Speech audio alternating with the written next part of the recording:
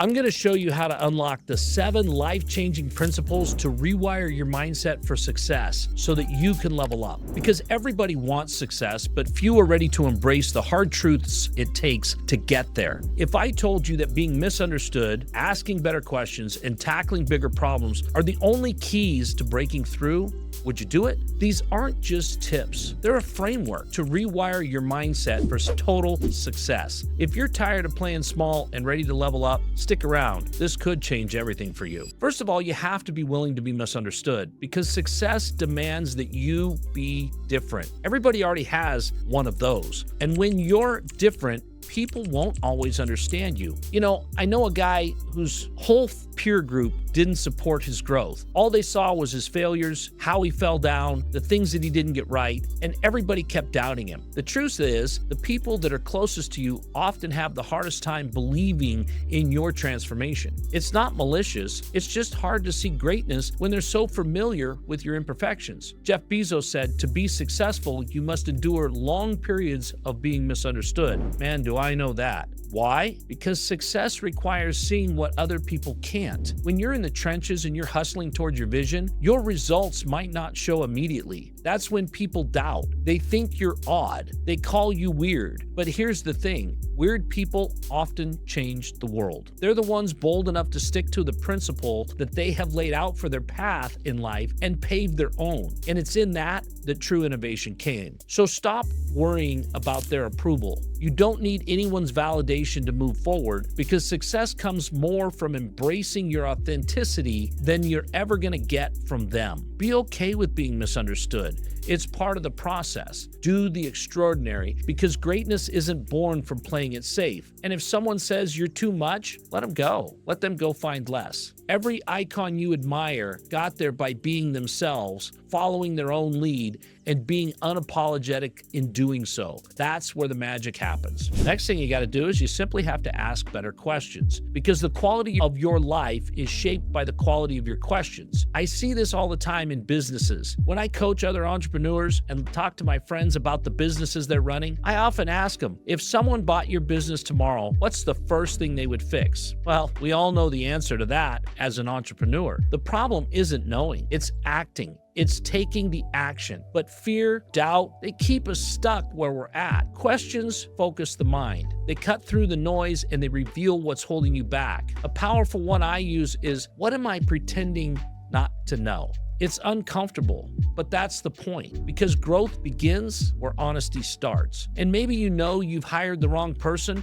but you don't want to admit it. Maybe you know you're pushing the wrong marketing strategy, but you're afraid to pivot because of all the money you've spent so far. The truth is there, waiting for you to confront it. Another one of my favorites is the 1-3-1 rule. 1 problem, 3 options, 1 recommendation. This framework simplifies decision-making. Instead of going in circles, you're forced to create clarity. It works not just for business, but for your life. When you're frustrated, stuck, can't get over the hump, ask yourself this: how can I better appreciate God's grace in this moment? That will ground you. Gratitude fills the gaps that frustration always leaves behind. And questions are a gift. They help us define problems and find solutions. Stop telling yourself what's impossible and start asking yourself, what are the next steps? Those are the right questions, and those will open the doors that you didn't even know exist today. You've also got to be resourceful. People always say, I'd do more if I had more resources. Listen, I've started more companies with no money than I have ever thought possible, and I know that this is just simply not true. And what separates the success from everyone else isn't resources, it's resourcefulness. One of the best examples I know is our buddy Elon Musk. He didn't have the money to colonize Mars, so he created Starlink. He tapped into a $1 trillion telecom market. That's genius. That's what's funding his dream to colonize Mars. He's funding his big dream with a smaller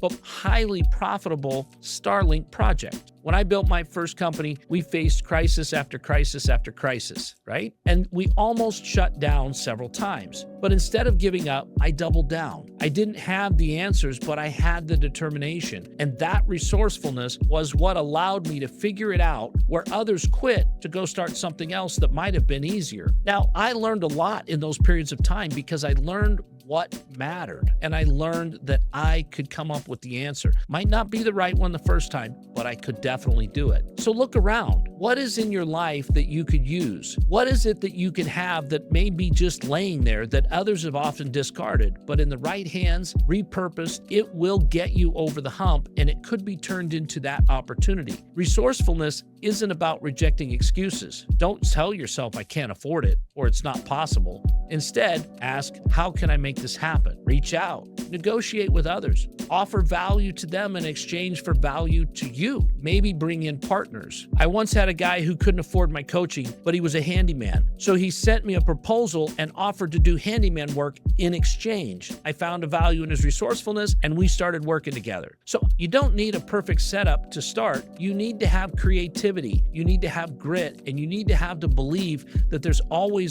a way forward. You have to be the person who figures it out, and that's how you win. The other thing you've got to do is give to get. The most powerful way to grow is to give. I learned this lesson a long time ago, and I've learned that at my lowest points, I don't see my worth. And when I thought helping others along the road might be something I could do, it rebuilt my value and it let me know that I did have value because I was able to show value to others. So while I was at a dead end in where I was going, by reaching out to others and giving them value in an area where I could help them, I began to reflect on myself and see that I did have value, and in that was able to step up, grab my bootstraps and keep moving. And then those people that I had helped, well, they were there to help me because they understood that value as well. So the more you give, the more you're going to receive. This concept applies to every area of your life. If you want wealth, desire wealth for others. If you want love, you got to give it. See, success flows from contributions. It's the law of reciprocity. You get what you give,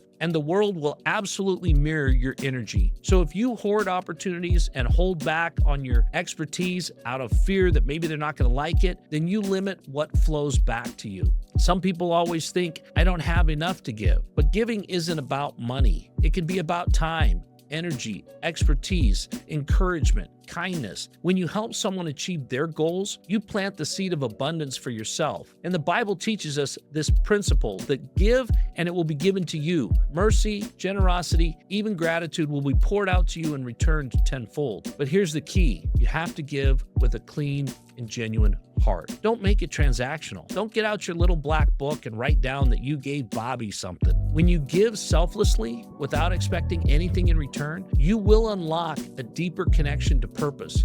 Your impact multiplies and the blessings will come back to you in ways that you didn't predict. Success isn't about taking, it's about serving. Start there. You won't run out of things to do. I promise you that. And I have story after story after story of how these things have come back to me better than I ever could have imagined. The other thing is you've got to take ownership. You've got to know that you are the only one that can do it. You know, during COVID, we all faced different situations that caused us to pivot. Oh my gosh, pivot was the word, right? And then we had to decide if we were going to cancel what we were doing or do something different. And in a lot of cases, the team that you have around you is the ones that you're being looked at the most. So when you see things happening that you don't understand, that you don't want to be what's going on, you have to take control of that. This is the heart of extreme ownership, and it's about taking full responsibility for your life, no matter the circumstances. Even in situations that are beyond your control, you need to ask yourself, how do I contribute to this? Because it's not about blaming yourself. It's about finding your power and changing what's going on so that you can take control of the situations, effect the changes that need to happen, and make things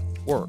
Relationships are a big piece of this. People often like to point fingers. They did this, so I reacted. But if you step back and ask, what red flags did I ignore? How could I have handled this differently? You really are in a position to reclaim the control in the situation because you're able to look at how you, the only thing in the equation that can truly be in your control and changed, can react next time. The same applies to business. I have plenty of failed business deals. I have plenty of missed opportunities. I have more of those than most people have college credits, but I've taken ownership of those. I've learned the lessons, and I've used those to move forward. Because when I stop blaming external forces, whether it's the government, the economy, other people, circumstances, lenders, partners, I shifted my mindset to empowerment. And when I was in control, I could be responsible for it. Because I can't control everything, I have to always control what I can and what I can respond to, because that's where the true freedom lies. And extreme ownership is about saying no one else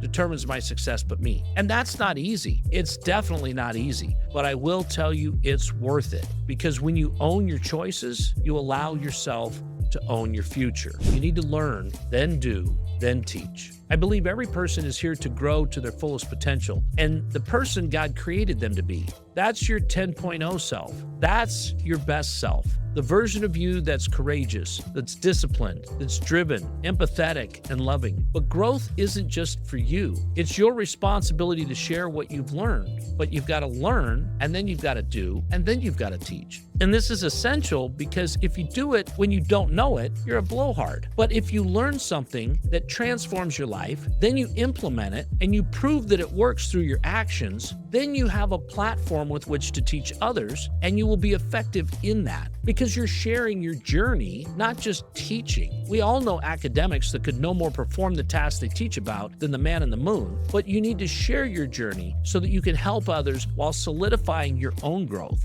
Think about it. Every great leader or entrepreneur didn't just climb the mountain, they sent the elevator back down. If you've overcome a challenge, keep that wisdom to yourself. Well, that's kind of selfish because it's not about ego, it's about making an impact. You might think, what if people judge me? So what if they do? Well, what if I'm not ready? You're probably not. But those doubts are small compared to the ripple effect of the story you can make by being available, by being there in your imperfect state to help others. You know, I've had a lot of opportunities to speak with people, and they always tell me, man, I wish I had something to share. And I'm always really quick to point out that you do. Imagine if you were able to inspire someone with what you're best at. And it doesn't matter what that is. The world needs to hear your voice. And if you need proof of that, go look at how many videos are on YouTube about fixing a door handle on a 2000 Plymouth Neon. There's hundreds. And the reason that they're there is because people think that they have a voice. They have a special way to do it. And it's about showing others what's possible by sharing your wins and your lessons. When you help others grow, you expand your own capacity for success. And that's a beautiful way to learn, do, then teach, because it's a cycle that grows you and the contribution that you're giving that never ends because you're constantly doing the cycle. The other thing you need to do is invest in your priorities. You can tell what someone's value is by looking at two things, their bank account and their calendar, because time and money never lie. If you claim family is important, but you're never home for dinner and you're never around them, are they really a priority of any kind to you? And if your health matters and you say you like being fit, but you're never in the gym, you don't eat healthy foods, and you don't even know what a personal trainer really does, you can't tell me that that's a priority. See, this principle is about aligning your resources with what you know matters, with what you truly believe matters. And I often recommend a lot of different books, but this one, High Performance Habits by Brendon Burchard, is to help people clarify their goals and the commitment they want to make to those goals. It emphasizes the need to dedicate both time and money to your priorities, but get them in line so that you're dedicating time and money to what you really want them to be. Here's a simple exercise. Write down your top 3 priorities. Then audit your last month's calendar and your credit card statement and see if they align. If not, it's time for you to sit down and do some thinking and probably implement a shift. You need to block time on your schedule for the things that matter. You need to set aside money to invest in the growth and the skills that you want in your life, whether that's a coach, a course, other tools, YouTube videos for that matter. You need to look at enhancing your skills on the things that you say matter. Because the grass isn't greener on the other side. It's greener where you water it. Life gets busy, but intentionality makes all the difference. And your energy flows where your focus goes. Make sure it's directed towards what you value most. Because we all know that success isn't accidental. It's a series of deliberate actions, investing daily into the priorities you have, and they will pay dividends tomorrow. Because life is too short to leave your dreams underfunded and not on your schedule. So show up for what matters and watch your life transform. So if you guys like this video and want to see more, be sure and click on the link below, subscribe, and you'll get more from this channel.